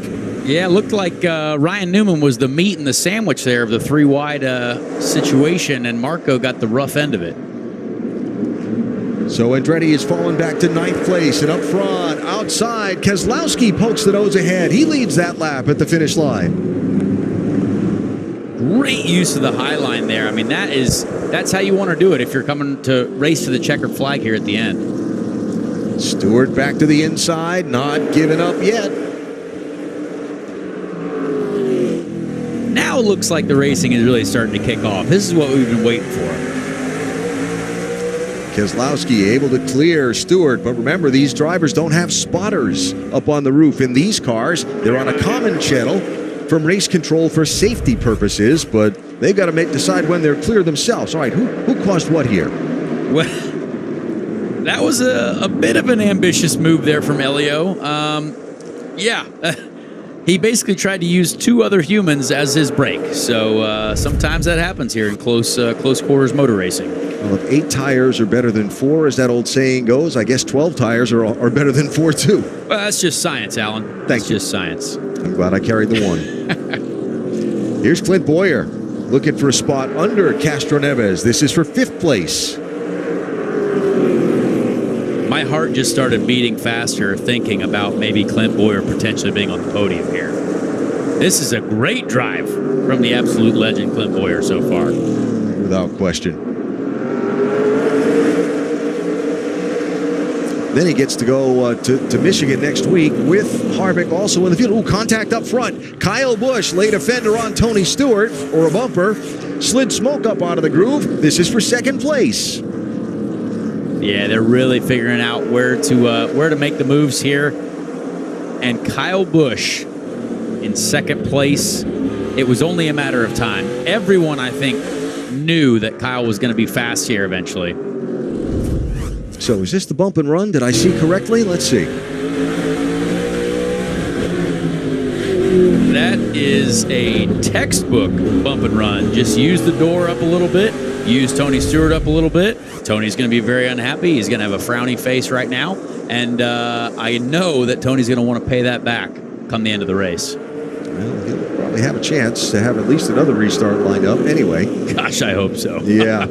So now Kyle Busch in that red machine with the Florida Panthers logo on the hood, chasing the Camping World car of Brad Keselowski, Cup Series champion from 2012, who gets to go home to Berlin in Michigan, his home state, next week. Here's Kyle Busch. He gets Keselowski and turns him around. He tried the exact same move on Tony, and Brad Keselowski was not having it. That is a darn shame. Brad is going to be very upset about that. I would think so. And Tony is currently upset with Kyle as he's pulling up right next to him to probably wave some hands at him. Or display some fingers of sorts. Well, try to do the exact same thing he did to Stewart down in turn 1. And again, without spotters, this is very difficult because a spotter in the NASCAR Cup Series would have told Brad that he had a car looking inside. And if anything, to be honest, Kyle was there. Like, Kyle wasn't going to disappear. But, yeah, with no spotters here, that's really, really difficult to make work unless Brad is aware of what's going on there. And also, Brad's trying to be defensive, too. Thankfully for Brad, though, no contact. So the tires are going to be slightly flat-spotted, potentially, which is going to suck. Not good. But no contact with the wall. That's one of the things that folks that come to this track and run this track regularly told me would help in an event like a contact and a spin there. A flatter racetrack, that would have been the back end of the fence. But with the banking here to help, Brad kind of caught it. You're pondering something. Well, I want to have a chat with some of these guys in the middle of the race. I would like to talk to Clint Boyer. Do you think we can talk to Clint Boyer right now? We'll get him after we get green. Let's wait while they're racing. When he's more busy. And here's why I think that's a wise decision on your part. They're getting the 1-to-go signal here, and you've got Tony Stewart outside of Kyle Busch for this restart. I mean, this is a race fan's dream right here. We've got Kyle Busch, Tony Stewart, Ryan Newman, I mean, Helio Castroneves, Paul Tracy, Clint Boyer. Yeah, woo. I mean, there's Newman up to 3rd inside of row 2. So this is going to go one of 2 ways: fantastic or absolutely awful. Yeah, don't count Newman out from being a factor in how this little mix gets decided too. Restart line and green flag.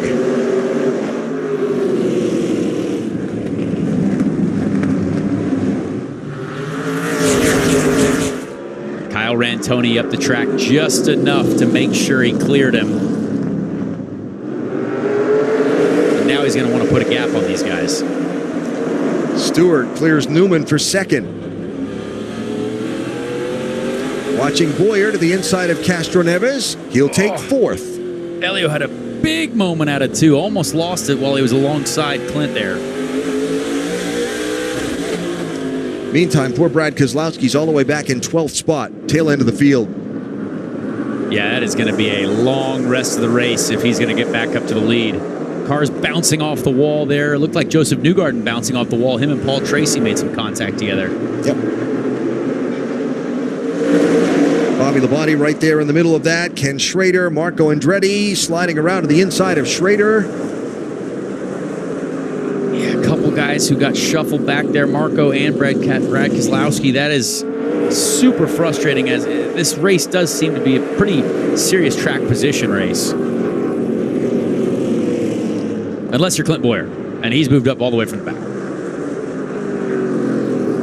Let's try to dial up Clint Boyer and see if we can't distract him or just give him some inspiration. Clint Boyer, it's Connor Daly up in the booth. You got a copy? I'm fancy. Well, you look great out there. You're the king of the apron. Please tell us on the front straight how you plan on passing Ryan Newman. Watch it right here. Watch it. Watch the pass off at 4. Maybe off at 2. That bumper's tough. I think you could do it right here. Let's go. Come on.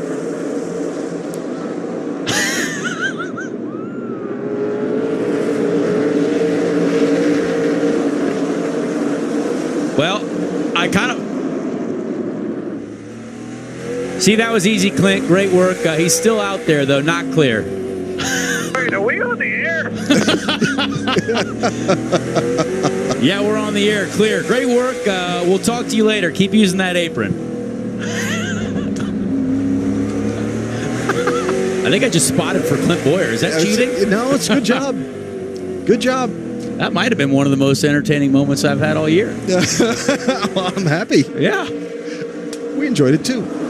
So now Boyer working on Tony Stewart for second place. I mean, this is truly incredible. I have no idea why none of these other drivers are not using the apron. Like, he's finding so much grip at the bottom of both 1 and 2 and 3 and 4. Or he's burned his tires off. Well, still got 30 laps to go in our main event.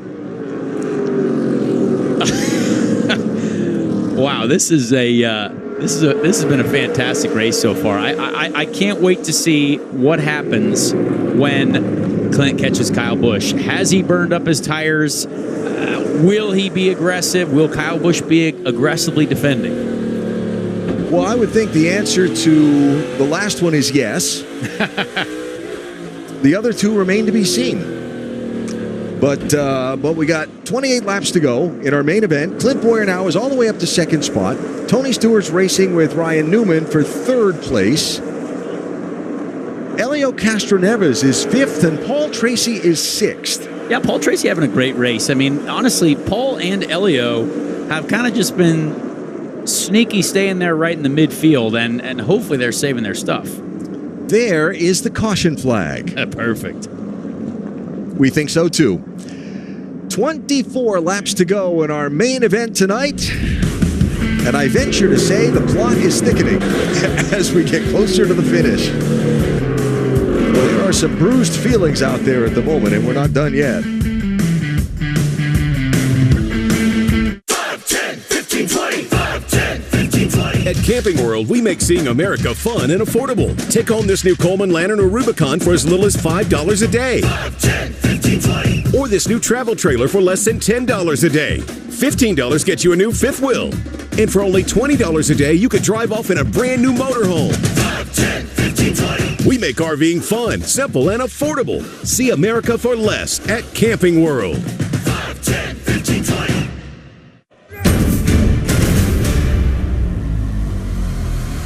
This weekend, see one of the best action movies ever made. Don't miss it on the big screen. Mission Impossible: Dead Reckoning. Rated PG-13. Now playing. You got me. Ty, you're it. Imagine a world with no drama. For the guarantee of high-quality promotional items delivered on time, go to 4imprint.com. 4imprint, for certain. Hey guys, this is Joe, founder of Viore, and I want to tell you about one of my favorite pants in the Viore lineup, the Sunday Performance Jogger. The fabric on this jogger is absolutely incredible. It's got a more tailored, modern fit, making them super versatile, and it has a zip pocket to secure your belongings. Whether you're lounging around the house or you're putting yourself through a tough workout in the gym, the Sunday has you covered. And that's why the Sunday jogger is my everyday jogger. The rematch you have all been waiting for. This is the fight that everybody wants to see. Dustin Poirier will fight anybody, anytime. Have you ever seen anything like Justin Gaethje? The most violent man in the most violent sport.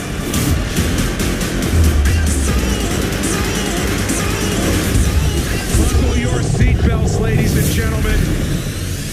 Super bad, super bad, super bad.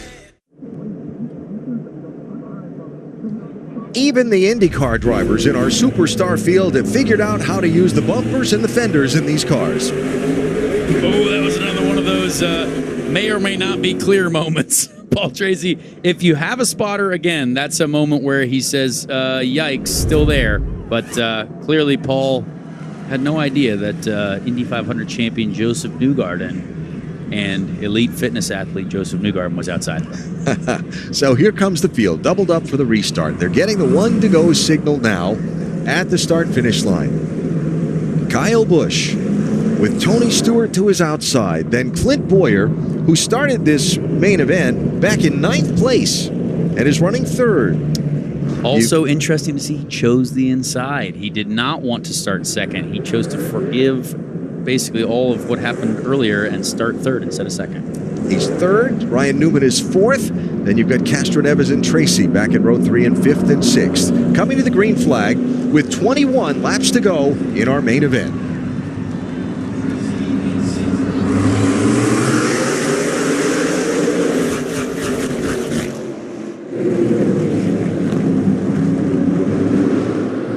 You saw there in turn 1, Kyle Busch started to peek just a little bit into the apron there and feel that grip. But Clint Bowyer just fired Tony Stewart up into turn 3. Tony got a nudge on Kyle Busch off turn 2, but Bowyer got a nudge on Stewart in turn 3. They're side by side for 2nd as Kyle Busch gets away. Now Bowyer clears Stewart. Great battle there between these 3 NASCAR Cup Series legends at the front. Everybody's figuring out now, hey, I'm watching Bowyer do this. I'm going to try that apron. Stewart's below the line. Newman's down there. Newgarden is also down there, and he's also wrecking his former teammate, Helio Castroneves. And, wow, there is... Chain reaction. Bobby Labonte is spun around in turn number 3. Marco Andretti has spun in the stack-up. And that all after Helio Castroneves was sideways for about half the back straightaway trying to save his car after contact off turn 2. Yeah, there was enough spinning happening down the back straight and into 3 that they were going to hand out X Games medals after this. Goodness gracious. Brian Deegan's here. Brian Deegan is here. I did see him. Yes. He's got a pile of them.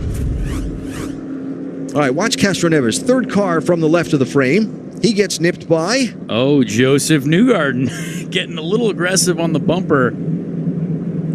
Oh, and then that last shot as Newgarden cleared Castroneves when they clanged wheels there, that sent Helio up in front of Bobby Labonte. Yeah, a lot going on there.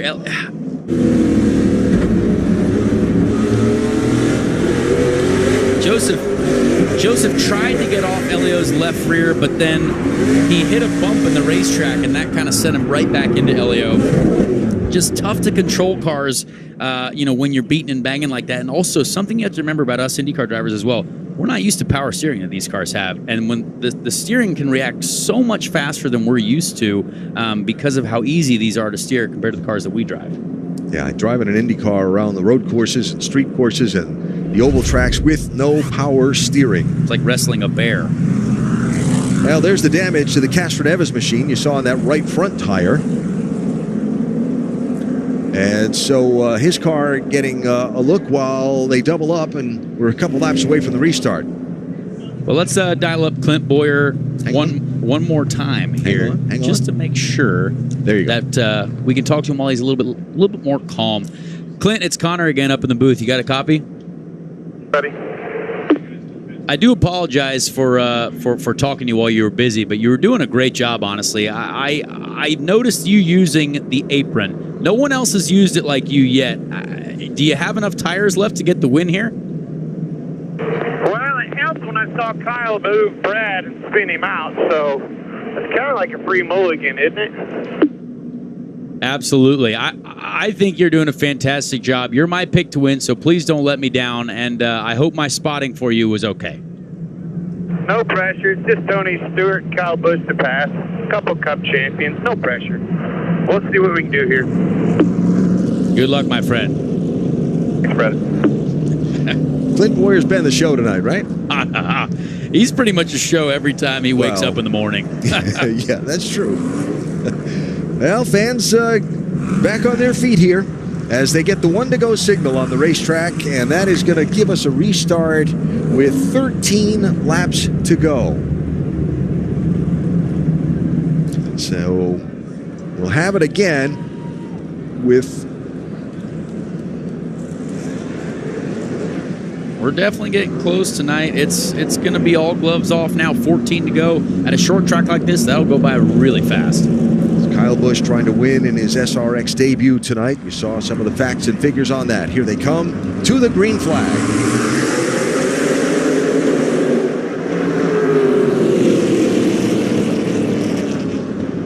Tony Stewart just can't quite make that outside lane work around 1 and 2. If he could, he'd get a much better run into 3-4 to try to keep Kyle Busch from getting the best run possible.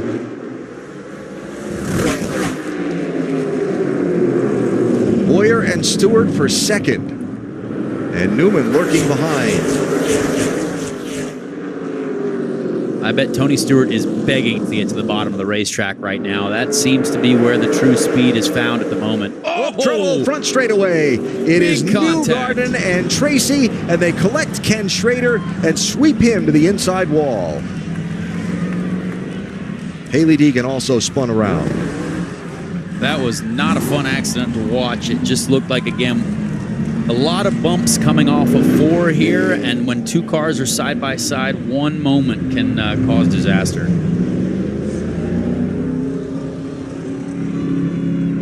Real shame for Ken Schrader as well. He was having a silent night, but moving up slowly but surely. Minding his own business and got swept away.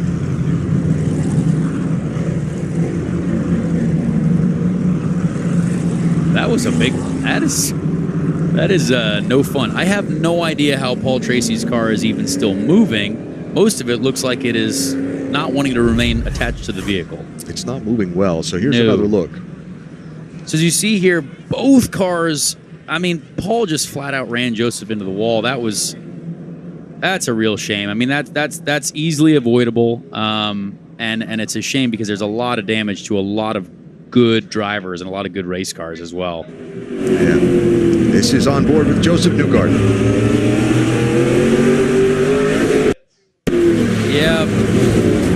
Yeah, that's inexcusable, really. I mean, Paul was hoping Joseph Newgarden was going to be a magician and disappear, and that's physically not possible. So you hate to see that for both Joseph and all the other cars who were innocent victims. Bobby Labonte's view. Yeah, this is when you just get on the brakes and hope everyone else behind you got on the brakes as well. That's no fun at all. That's the worst case scenario for a driver who's going through a big smoky field of absolute zero vision. So Joseph Newgarden, Paul Tracy, Ken Schrader. Looks like there's going to be some interesting words shared here. Perhaps an altercation of sorts. Having a conversation. No doubt with humor, as Kenny always does, but he always makes his point. You think Ken would throw a punch? No. I don't think so either. He's a nice fella. But he'll make his point. Well, when your car looks like that, you deserve to be talked to. Marco Andretti's car also damaged pretty well. So after a very clean night of racing compared to last week at Stafford, we have torn a few of them up here late in our main event. We're stopped counting laps with 10 to go. Matt? Well, we've caught up with Ken Schrader there. So you lived it. Walk us through it, Kenny. I'd like to see it, but I'm pretty sure green had black shoved into the outside wall.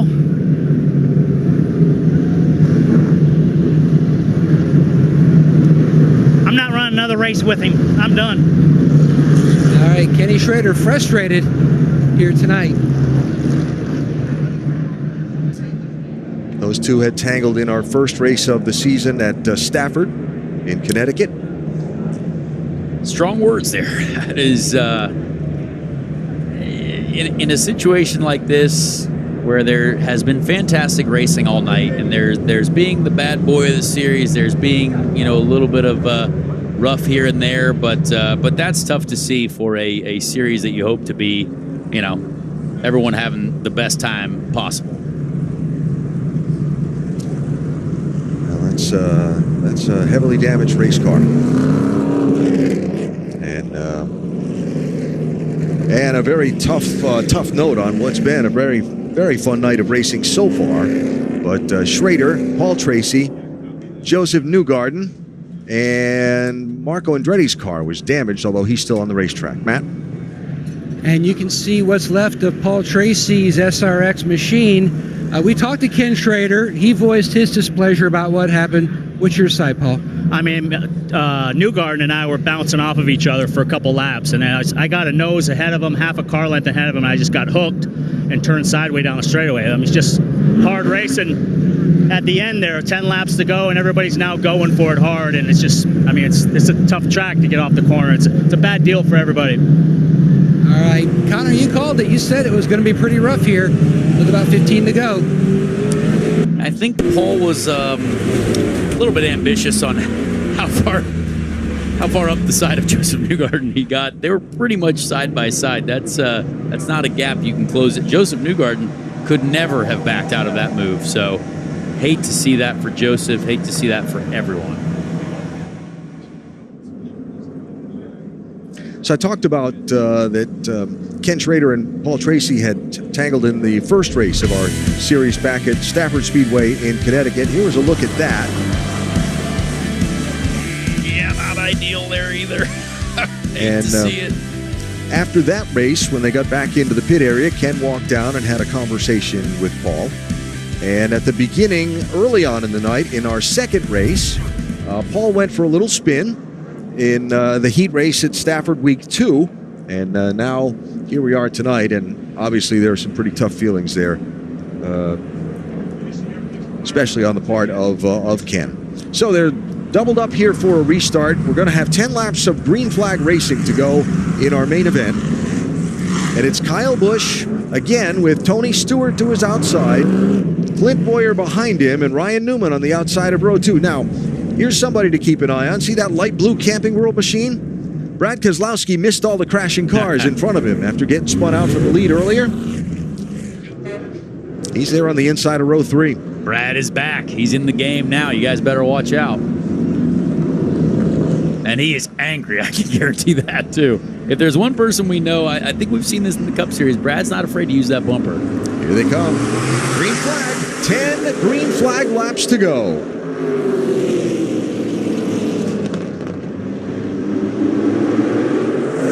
I think if Clint Boyer wants a shot at this win, he's got to get through Tony as fast as possible and get to Kyle Busch. You can't let Kyle Busch get a gap. There's not enough laps yet left. Stewart hanging on to the outside, trying to squeeze down in front of Boyer for second place. Yeah, Boyer didn't quite have the drive off at 2 that he needed to make the move on Tony, but he's super fast out of 3-4, but Tony can see it. He's moving down the track a little bit. He's not allowing his car to slide up at all. So Stewart to second, but that's allowed Kyle Busch to put about 5-6 car lengths of an advantage between himself and those two tussling for runner-up. Yeah, Kyle Busch leading by this much is about as not as surprising. I don't think anyone is surprised by that.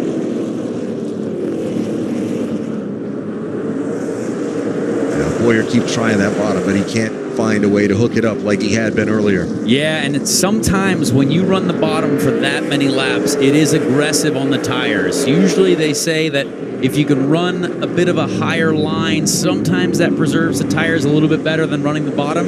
And Clint has been running the bottom all night. Well, looks like a race for second at the moment, but depends. Those two guys in second could turn each other around and bring out a yellow. Absolutely. And honestly, if Kyle just goes off and wins this, I'm still interested in the battle for second because these guys are putting on a great race right now. It is, and they've been knocking around pretty heavily farther back, too. Marco Andretti, Elio Castroneves, Bobby Labonte, Haley Deegan. But here's the race for second. Boyer continuing to try to find a way through Tony Stewart. He got a real good drive off of 4 there. He's exactly where he needs to try to complete this move, and he's going to clear Tony there easy. But does Tony see the line that Clint's been using, and now can he take advantage of it? Oh, we got another spinner. Trouble. Marco Andretti has some contact and gets spun around in turn 3. The caution is out with 3 laps to go. Poor Marco's car's falling apart, too. That is a darn shame. He was an innocent victim of that last crash as well. So after the last wreck, that nose piece you see had been knocked loose. And then before he spun in turn 3, in turn 1, his car bottomed out heavily and had a big shower of sparks. Like, you see the right front there sparking? Like something came loose under the car. And then when he tried to turn down into the corner, when you go through an accident like he just went through, there's a low chance that other things aren't severely damaged as well.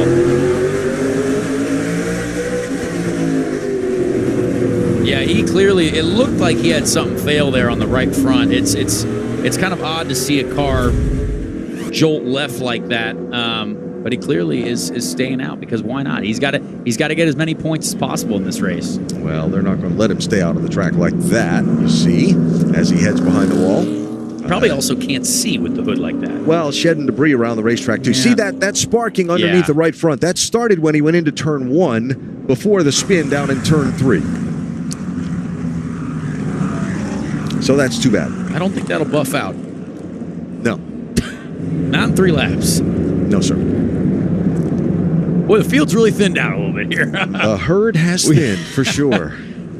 And, wow, I'm sure Kyle Busch hates life right now as it's basically a green-white checker type situation. So there are 8 of our 12 starters on the racetrack. They're sending the AMR safety team around to just have a final track inspection and make sure any debris that Marco's car might have shed has been picked up and disposed of, and we are getting the 1-to-go signal here at the line.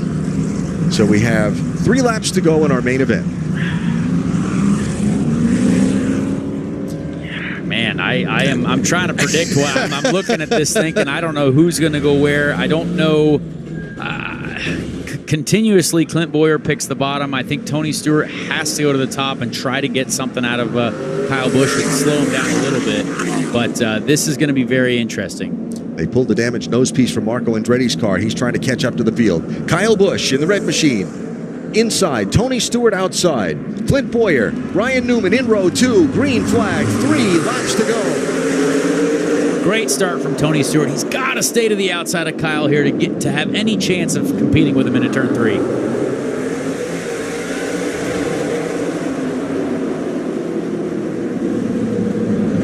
Boyer rolls the bottom. Stewart tries to roll the top, but Kyle Busch gets away. 2 laps to go. Clint Boyer is getting extra greedy with that apron. He wants all the grip possible as he tries to make this move on Tony Stewart.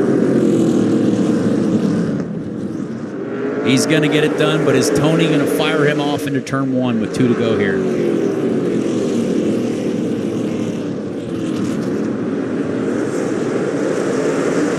Smooth sailing for Kyle Busch. Well, he is happy as can be. He has gotten away, and he'll see the white flag here.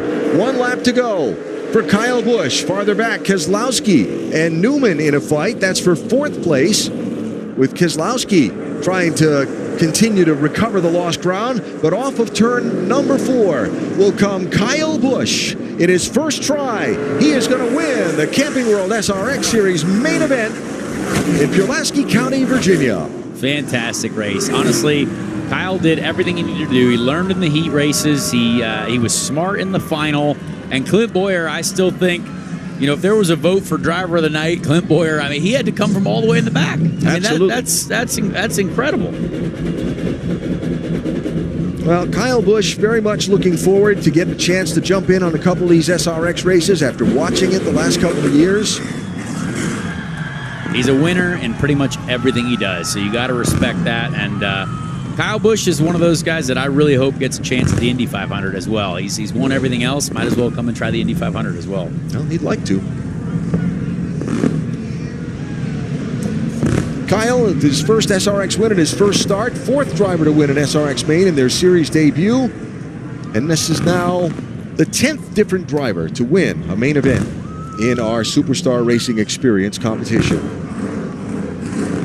We're on a pretty good bit of a roll of different winners, too. 6 different winners in the last 6 main events. Well, I mean, it just goes to show you how competitive this series is and how good all these drivers are. You never know who's going to win every week out. It's fantastic to watch.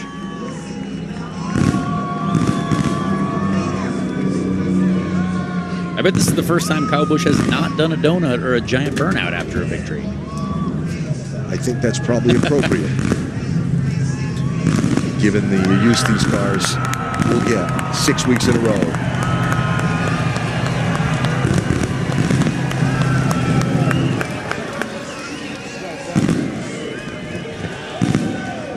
Three victories for Cup guys in a row as well this season so far.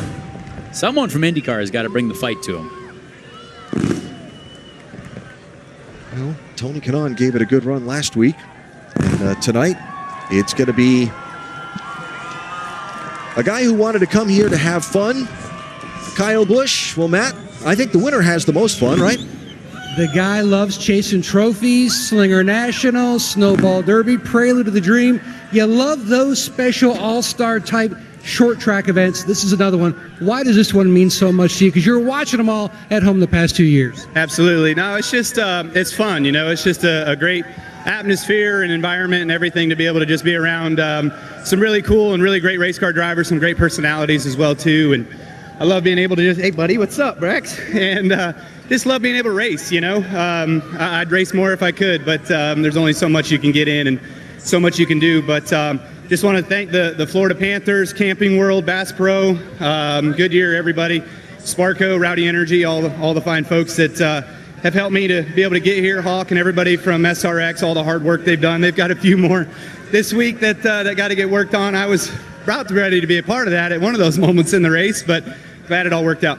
Let's go back to that. You traded some decals with Tony Stewart, which was a racing deal, but the Brad Keselowski incident, another racing deal. How would you describe that? Yeah, I mean, the Castro Neves was on the top there, and he was really, really, really hacking to the bottom trying to get down. And I'm like, no, when somebody knocks a hole for you, you want to follow them through, So it's a free spot for me, not for you. So keep your nose in there. And, it knocked the fender out a little bit on it there at that time. And then the Brad deal, yeah, I got a good run off of 4, and I really wasn't ready to pass him yet for the lead, but got a good run on him, got a good launch, and was alongside of him, right front to left rear, and he arced it out nice and then came down, and I was there. So, part of racing, racing deal, but, it's hard in these things because the vision's not great in the mirrors and everything else. Like, I get it, but you also got to be aggressive in that same stance and being able to hold your ground and take those spots when you can get them. Fun meters certainly peg. Kyle Busch taking home some hardware from Southwest Virginia. And gets that very cool-looking SRX Winners Trophy to take home with him as well. So as we look at the final results from our main event tonight, it's Busch with the win and Clint Boyer, Connor Daly's driver of the day.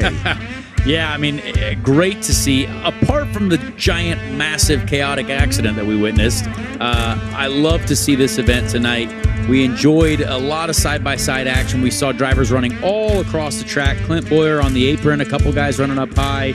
I thought it was a great racetrack for the SRX series. A lot of fun. Hey, Connor, fun to have you back with us again, and we'll see you week 6, right? Yes, I will be back at Lucas Oil Raceway, I believe. All right, good deal. Connor Daly joining us tonight here in Southwest Virginia for a spectacular night of short track racing. Championship standings in the SRX series for Camping World. Ryan Newman still leads the championship over Marco Andretti and Tony Stewart as we get ready to move on from here in Virginia to Michigan.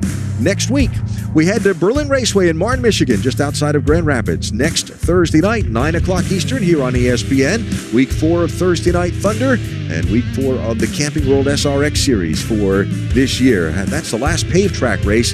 That racetrack, very uniquely shaped. Drivers all looking forward to it. And it should be a spectacular night at Berlin next week.